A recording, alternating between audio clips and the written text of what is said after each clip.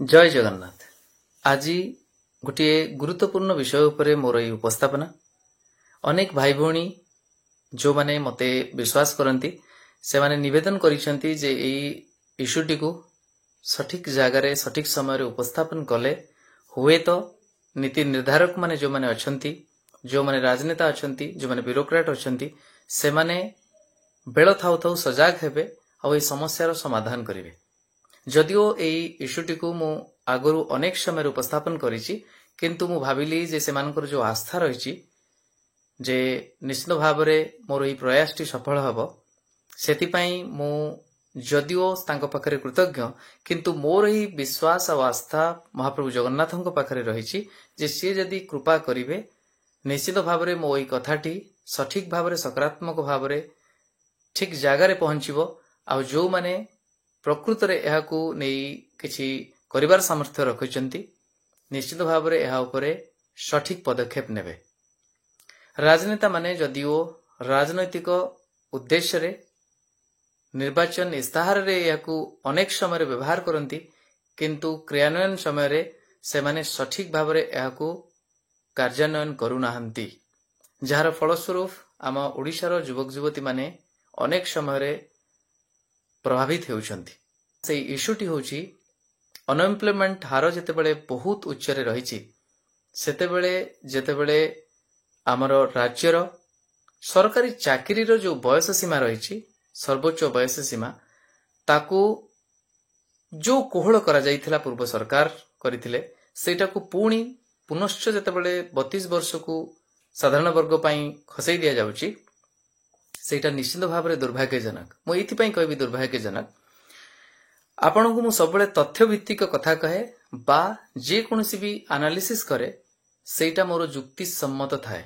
आपण माने निजे थरे सठिक भावरे यदि चिंतन करिवे ताहले निश्चित भावरे जानि परिबे जे एई जो सर्वोच्च बयस सीमा रहिछि ताकू ह्रास करिवा फलरे केवल जे आपण सुजोगरु अन्य मानकु वंचित करूछंती ता नुहे, बरं मानसिक स्तर रे सेमानंकु आहुरी चापग्रस्त करूछंती, जे माने विभिन्न कारणरू पर्याप्त एम्प्लॉयमेंट अपॉर्चुनिटी नथिबारु आगरु मध्य अनेक मात्रा चापग्रस्त अछंती।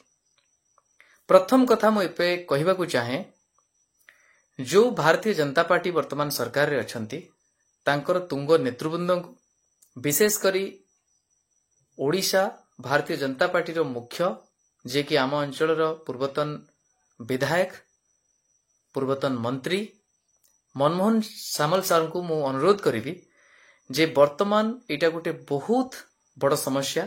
It is very high time for him to intervene. मु एथपई कहली जे तांको इंटरवीन करबा को पड़िबो, काहेकि ना से जणे पुरुखा नेता, ता सहित जो नेता माने विभिन्न अंचल रे आंचलिकवादटाकू आगो को आनी अंचल विकास रो कथा कहउचंती, सेही बळी व्यक्ति विशेष बा वर्तमान रो विधायक जे अछंती जयनारायण मिश्र सार को मध्य अनुरोध करी आपण हुए तो एही इश्यू को यदि सठिक भावरे उठेबे युव समाज आपण पाखरे कृतज्ञ रहिबे, ता सहित आपण को पूर्ण मात्रा रे सहयोग करिवे। आपणकर जो भी पराक्रम रहिछि सेटा आउरी बढ़िबो, कैबिनेट रे आपण को स्थान भी मिलिबो, आपण को अंचल रो विकास संभव होई परिबो। आपण थरे विचार करी देखंतु जे पूर्व सरकार जेतेबेले ताकू 38 वर्ष करिथिले, कौनसी भी कारण रो ताकू कोविड रो कारण दर्शई हो बा अन्य किछि कारण दर्शई, सेटा केवल गोटिए दया नथिला।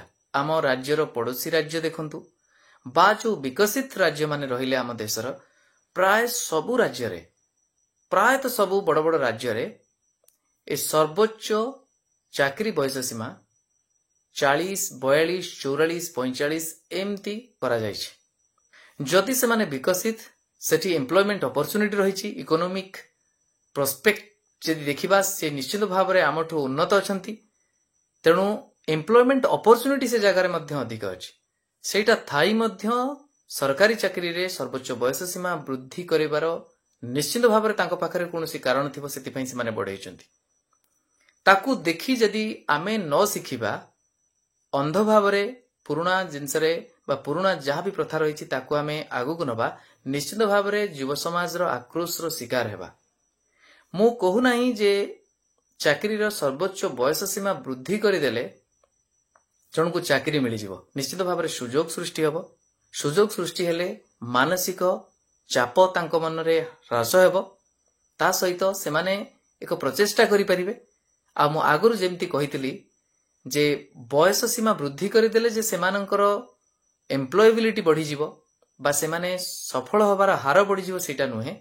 ବରଂ ଯୋଉମାନେ ବି ସଫଳ ହେବେ ସେଇ ରେସ୍ରେ ପରିଶ୍ରମ କରି ନିଶ୍ଚିତ ଭାବରେ ସେମାନଙ୍କର ଅନେକ ମାତ୍ରାରେ ଅଭିଜ୍ଞତା ଥିବ ଯୋଉଟା ରିଏଲ ଲାଇଫ ଏକ୍ସପିରିଏନ୍ସ। ତ ସେଟା ବି ଆମର ଆଡମିନିଷ୍ଟ୍ରେସନରେ ସେଟାକୁ ହେଲ୍ପ କରିବ। ତେଣୁ ତାର ବି ସୁପ୍ରଭାବ ରହିଛି।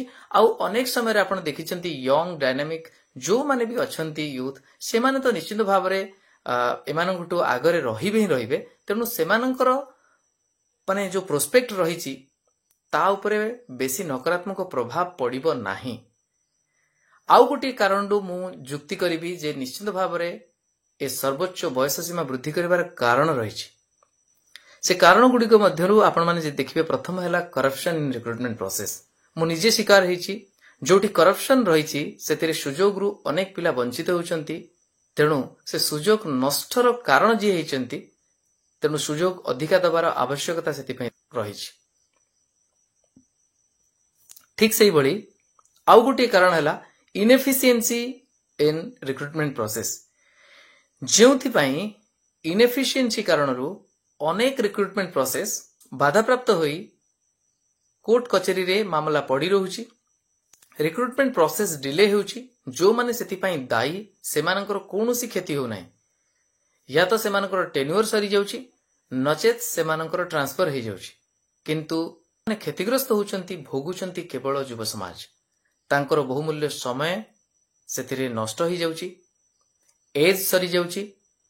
ତେଣୁ ସେମାନେ ଆଉ ଯୋଗ୍ୟ ବିବେଚିତ ହେଇପାରୁନାହାନ୍ତି ତାଙ୍କର ସର୍ବୋଚ୍ଚ ବୟସ ସୀମା ଅତିକ୍ରମ କଲା ପରେ। ସେଥିପାଇଁ ନିହାତି ଭାବରେ ସୁଯୋଗର ଆବଶ୍ୟକତା ରହିଛି। ଆଉ ଗୋଟିଏ କାରଣ ଯଦି ଆପଣମାନେ ଦେଖିବେ, ମୁଁ ଯୋଉଟା କହିଲି ଇରେଗୁଲାରିଟି ଇନ୍ ରିକ୍ରୁଟମେଣ୍ଟ ସାଇକେଲ। ଦେଖିବେ ଅନେକ ପଦପଦବୀ ବିଭିନ୍ନ କାରଣରୁ ସଠିକ ସମୟରେ ସେଇଟା ବିଜ୍ଞପ୍ତି ପ୍ରକାଶ ପାଉନାହିଁ। ବିଭିନ୍ନ ବିଭାଗର ତାଳମେଳ ରହୁନାହିଁ। ତେଣୁ ଠିକ ସମୟରେ ରିକ୍ୱିଜିସନ ଲେଟର ଠିକ ବିଭାଗକୁ ଯାଇପାରୁନାହିଁ।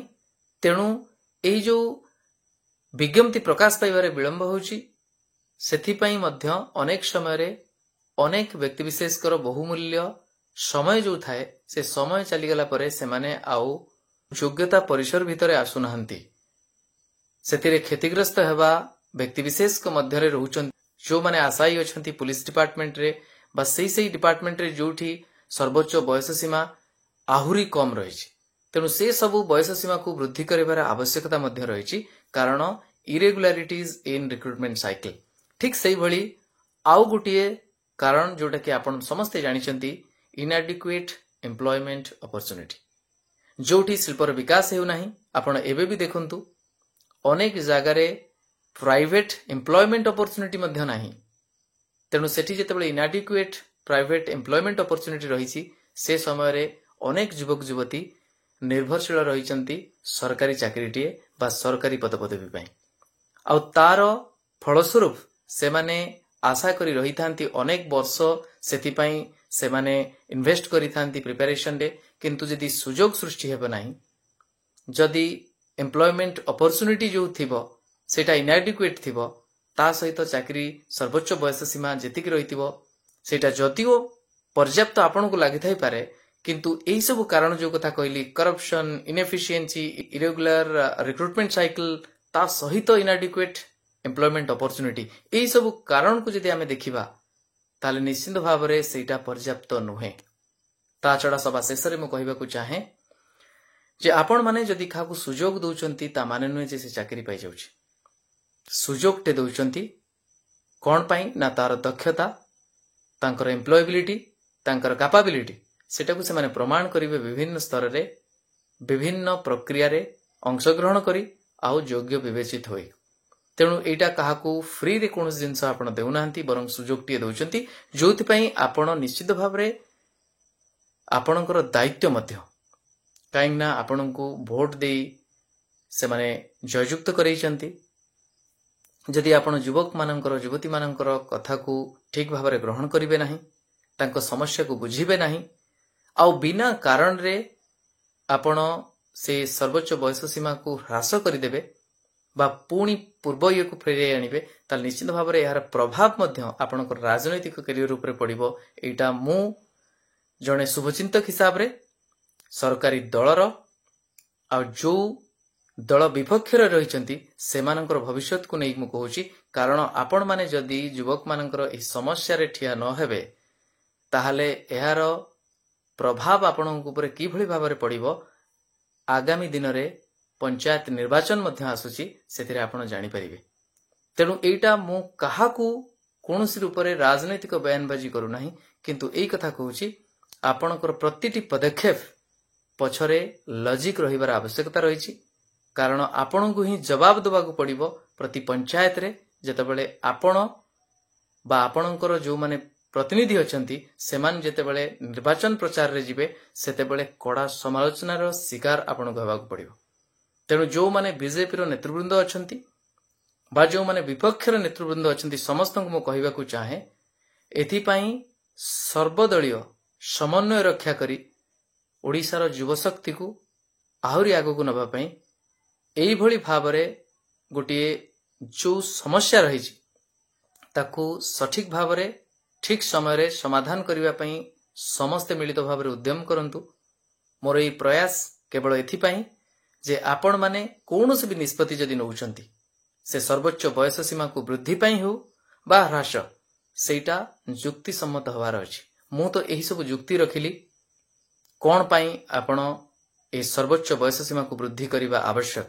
ଯଦି ଆପଣ ଏହାକୁ କାଉଣ୍ଟର କରିପାରନ୍ତି, ତାହେଲେ ନିଶ୍ଚିତ ଭାବରେ ମୁଁ ମୋର ପରବର୍ତ୍ତୀ ଭିଡ଼ିଓରେ ଆପଣଙ୍କୁ ପୁଣି କାଉଣ୍ଟର ଭିଡ଼ିଓ କରି ଜଣେଇଦେବି ଯେ ଆପଣଙ୍କର ସେ ଯୁକ୍ତିଟି ସଠିକ୍ ନା ସେଥିରେ କୌଣସି ଫ୍ଲଜ୍ ରହିଛି। ତାପରେ ଆପଣ ନିଷ୍ପତ୍ତି ନେବେ, ବା ଆପଣଙ୍କର ଯୁକ୍ତି ଯଦି ମୋ ପାଇଁ ବି ଗ୍ରହଣୀୟ ହୁଏ, ତାହେଲେ ନିଶ୍ଚିତ ଭାବରେ ଏ ଇସ୍ୟୁରେ ମୁଁ ପଦୁଟିଏ ବି ବିରୋଧ କରିବି ନାହିଁ। କିନ୍ତୁ ବର୍ତ୍ତମାନ ପର୍ଯ୍ୟନ୍ତ ମୋର ଅନ୍ତରାତ୍ମା କହୁଛି, ମୋର ଅଣ୍ଡରଷ୍ଟାଣ୍ଡିଂ କହୁଛି ଯେ ସରକାରୀ ନିଯୁକ୍ତିରେ ସର୍ବୋଚ୍ଚ ବୟସ ସୀମା ବୃଦ୍ଧିର ଆବଶ୍ୟକତା ରହିଛି, ଅନ୍ତତଃପକ୍ଷେ ବର୍ତ୍ତମାନଠୁ କିଛି ବର୍ଷ ପାଇଁ। କାହିଁକିନା ବର୍ତ୍ତମାନର ଆର୍ଥିକ ସ୍ଥିତି ଦେଖିଲେ, ଇକୋନୋମିକ୍ ପ୍ରୋସ୍ପେକ୍ଟ ଦେଖିଲେ ଓଡ଼ିଶାର, ନିଶ୍ଚିତ ଭାବରେ ଆପଣ ସମସ୍ତେ ହୃଦୟଙ୍ଗମ କରିବେ ଯେ ଆଡିକ୍ୱେଟ୍ ରିକ୍ରୁଟମେଣ୍ଟ ଅପରଚ୍ୟୁନିଟି ବା ପର୍ଯ୍ୟାପ୍ତ ରୋଜଗାରର ସୁଯୋଗ ଆମ ଓଡ଼ିଶାରେ ନାହିଁ।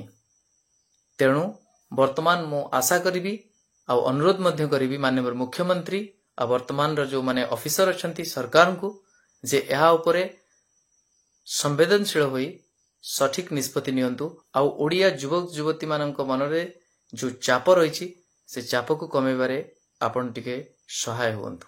ରହୁଛି, ନମସ୍କାର, ଜୟ ଜଗନ୍ନାଥ।